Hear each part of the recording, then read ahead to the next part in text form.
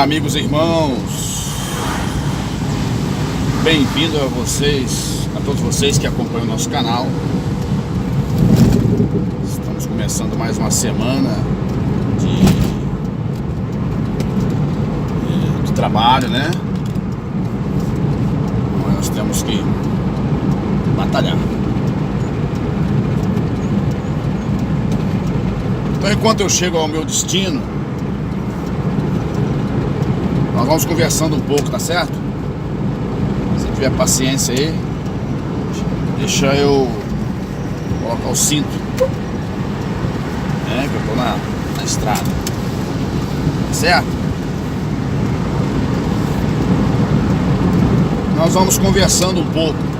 Olha, eu estava pensando um pouco sobre os males da vida. Males da vida. Consegue me entender? Quais são os males da vida? Se eu não estou enganado, isso está registrado uma passagem lá bíblica de Jesus no capítulo 20, se não estou enganado, é no Evangelho de Mateus. Depois eu vou colocar na descrição do vídeo, tá certo? Dessa gravação vou colocar o livro, o capítulo. Eu acredito que é no Evangelho de Mateus, em que os discípulos, eles saíram numa missão e lá encontrou pessoa com um espírito imundo, e eles lutaram para expulsar esses espíritos dessa pessoa ou das pessoas, e não conseguiram expulsar. Aí eles foram perguntar para Jesus, a Jesus Cristo, nosso mestre. Chegaram para Jesus e falaram assim: mestre, nós não conseguimos expulsar. Os outras situações que aconteceram, eles conseguiram expulsar. Preste bem atenção na hora eu quero chegar, a não ser que possa ser interrompido porque estou trabalhando. Eles não conseguiram expulsar e voltaram cabisbaixo, triste e desapontado. Fala: mestre, por que nós não conseguimos expulsar esses espíritos maus dessa pessoa? Jesus falou uma coisa interessante. Jesus falou assim: olha, essa casta de demônios não sai a não ser através da oração e do jejum. Isso pode... Há situações que você ora a Deus, os males vão embora, principalmente os espíritos maus. Mas há espírito mau que ele não sai se o servo de Deus não tiver com a sua vida consagrada a Deus em oração e jejum. Consagração mesmo. Trazendo agora para nosso contexto, né? Isso acontece sempre na vida das pessoas. Os males naturais da vida do ser humano, vou explicar alguns, não todos, porque o que eu estou dando para você aqui é apenas uma introdução. Os males naturais são enfermidades.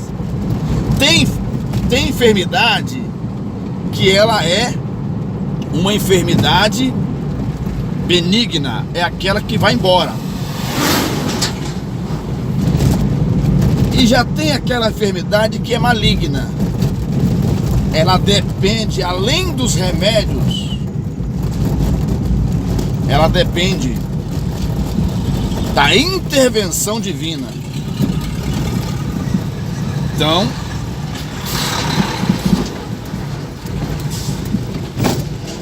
os males da vida são esses. Deixa eu passar por aqui, porque esse trecho aqui é difícil. Os males da vida são esses. Há males que ele só sai com a intervenção divina e a pessoa precisa estar em consagração.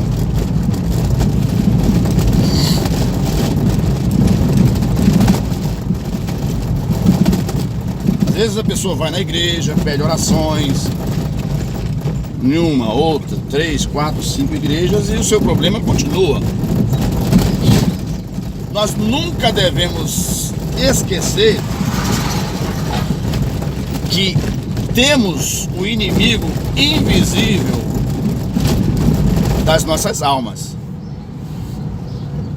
O inimigo invisível das nossas almas. Então há males que são de ordem natural, enfermidades por alimentação, ou você pegou um resfriado porque você teve uma mudança de temperatura, você pode ter pego uma alergia por causa de algum produto, de alguma partícula, poeira, né? Você pode ter ferido o seu pé, machucado, né? Sofrido uma lesão. São males do cotidiano. Mas há males que eles têm influência maligna. Por isso que Jesus falou com os discípulos lá: mas não teve, os outros espíritos também não são influência maligna? Não, quero explicar o contexto. Sim, os outros espíritos eram malignos, mas eles saíam, porque na classe dos espíritos maus tem os maiorais, eles são mais difíceis. Então por que Jesus falou? Essa caça de demônio não sai a não ser oração e jejum. Então há muitos males na vida, como depressão, como angústia profunda, como tristeza profunda, desânimo profundo. É quando a nossa mente se fecha,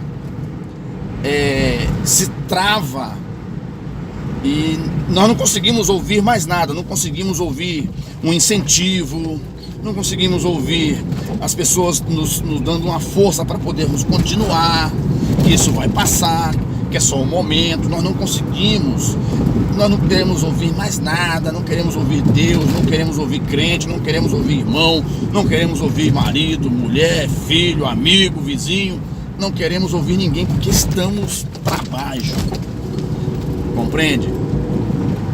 Então temos que tomar cuidado. Uma empresa que ia muito bem, nem sempre uma empresa que quando ela cai numa infração,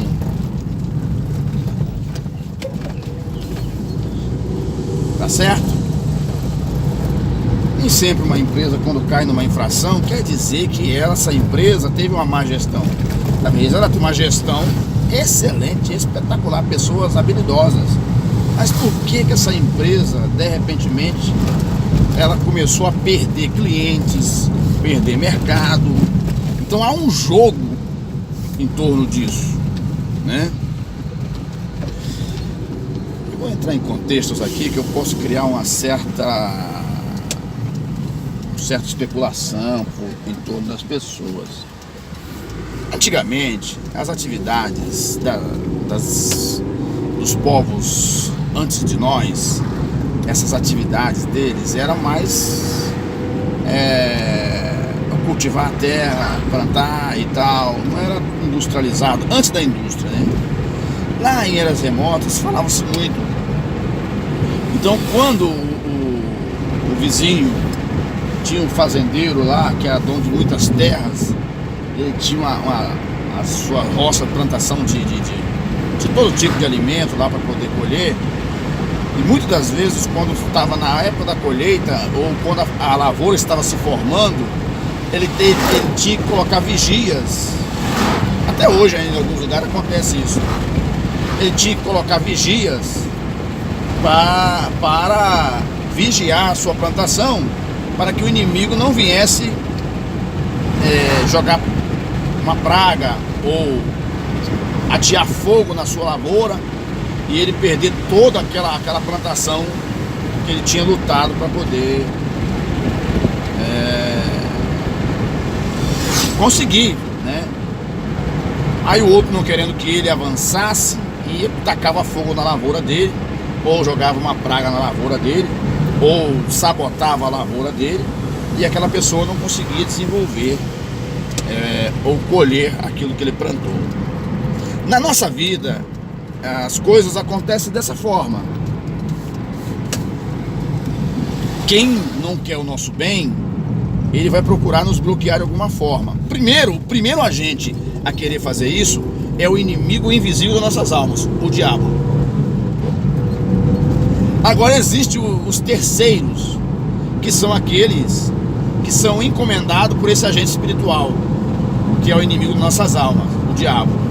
Ele usa pessoas, ele induz pessoas, e uma das coisas que faz os males entrar prejudicar a vida de alguém, tem já um nome certo, chama-se inveja. Todo ser humano, ele tem, por natureza, esse comportamento. Inveja, isso é lá desde criança. Inveja.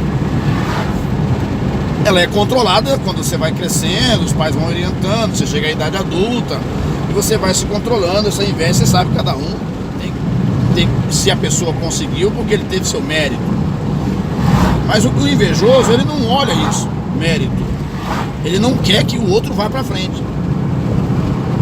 O inimigo das nossas almas, ele é o primeiro invejoso, porque nós somos obra-prima da mão de Deus, e ele fará de tudo para destruir a minha vida, a sua vida. Ele fará de tudo para destruir a nossa família. Então, há males da vida que pode ser causado pela falha humana. Você consegue me entender? Há males da vida que eles podem ser um descuido do ser humano, mas há males que ele precisa de uma intensidade maior de busca, de clamor, para que esses males vão embora. Há quantas pessoas sofrendo hoje? Amargurados, tristes, se sente derrotado. Esse é um estado quando a pessoa percebe que ele não vai conseguir resolver suas questões. Mesmo que nós possamos cair dentro de uma infração ou de uma situação adversa ou desconfortante, nós não podemos perder o ânimo e a fé. Alguém pode chegar para você e te desanimar, mas você tem que manter sua fé. Eu só estou dando uma prévia, porque essas coisas vêm na mente da gente, a gente tem que colocar, expor, para poder ajudar pessoas.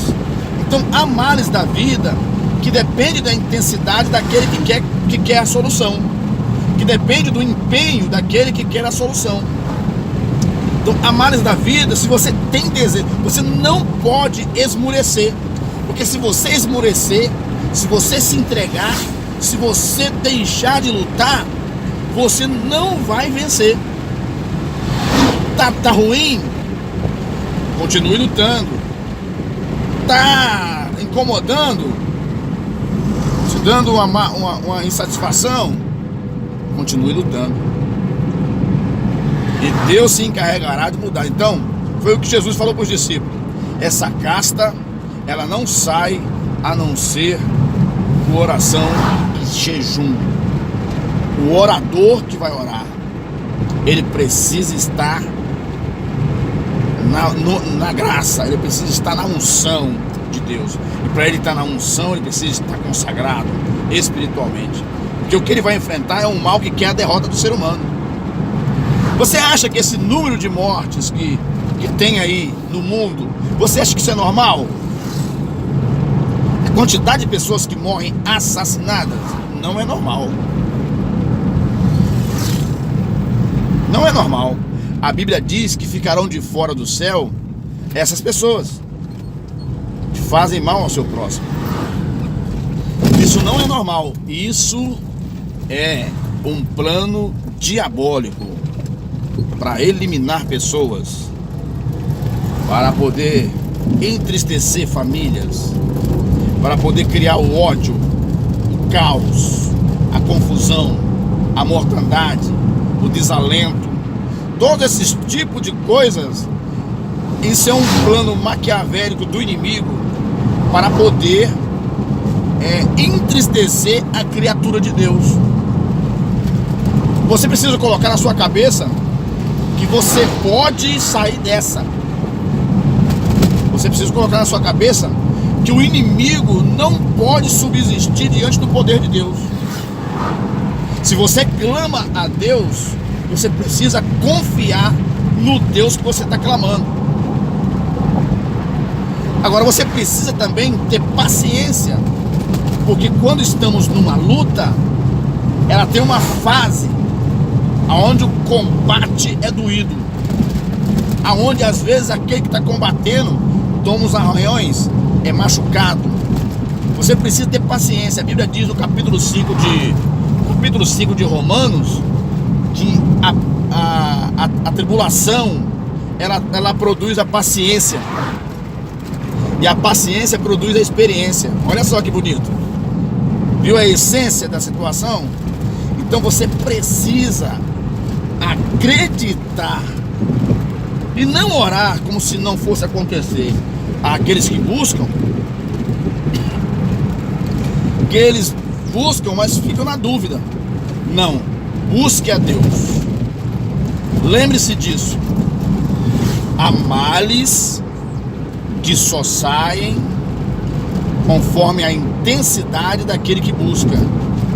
Há momentos que nós precisamos se consagrar, ficar um momento sem comer nada, algumas horas de jejum, de consagração, num combate espiritual, para que esses males eles venham se retirar da nossa família, da nossa casa, da vida dos nossos filhos. Um menino envolvido com entorpecente, com consumo de produtos entorpecentes, aquilo que machuca a alma, aquilo que destrói a sua vida. Esse menino está sendo induzido pelo mal. É isso que o mal quer, a destruição do ser humano, certo? Então, pense nisso. Pense no que eu estou te falando.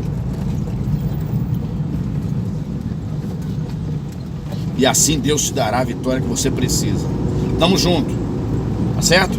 Isso aqui não é nem uma pregação, isso aqui é um bate-papo, tá certo? Estou viajando aqui, ó, indo atender um cliente, e se eu não estivesse falando aqui com você agora, eu estaria falando com Deus. Eu gosto de aproveitar a viagem para conversar com Deus. Não tem coisa melhor. Não tem coisa melhor falar com Deus, tá? E Deus é tão excelente que para Ele tanto faz. Pode ser o rico, pode ser o pobre, pode ser o feio, pode ser o bonito, pode ser Ele vai ouvir. Pode ser o simples, pode ser aquele que nem sabe falar direito, tá certo? Mas Ele ouve, entende tudo. Eita, Deus bom.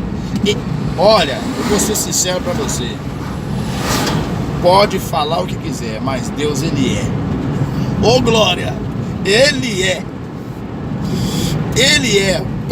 Para ter paciência com a gente, tem que ser Deus. Porque o ser humano, quando perde a paciência com o outro, ele fala assim: fulano, eu vou te matar, hein? Eu vou dar jeito na sua vida. Tá certo? Mas Deus não. Ele tem paciência. Ele espera. Ele acredita na nossa vitória, que nós vamos melhorar a nossa vida, entendeu? Então, tô aqui batendo um papo contigo. Deus abençoe a sua vida, a sua semana, e te dê a vitória que você precisa. A gente volta a conversar numa próxima oportunidade. Deus abençoe a sua vida e a sua família.